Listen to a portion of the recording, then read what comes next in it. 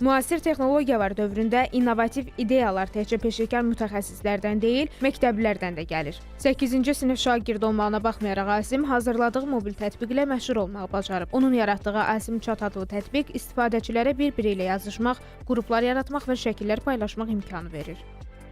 Mən Asim Chat adlı bir proqram düzəltmişəm. Bu sadə bir mesajlaşma bir proqramdır. Burada bir-birimizə mesajlaşma, şəkillər göndərə bilərik. Əsasən də yəni gecə vaxtı olanda, yəni gözümüzü incitməsin deyə gecə modu da əlavə eləmişəm. Sadə bir proqram var idi. Mən o üzərində baxırdım, faylları açırdım, kodlarına baxırdım. Sonra mən də proqram yaratmağa qərarı gəldim. Sonra anam da mənə ilham verdi. Gələcəkdə proqramı daha çox təkmilləşdirmək istəyirəm. İstifadəçilərdən də yəni istədiyi funksiyaları əlavə edərək daha çox təkmilləşdirəcəm. Başqa iki bir proqram üzərində çalışıram hələ ki. Onlar oyun proqramıdır əslində. Layihə üzərində işləyərkən müxtəlif çətinliklərlə qarşılaşan məktəbli internet resurslarından və video dərslərdən yararlanaraq problemlərin həllini tapmağa nail olub.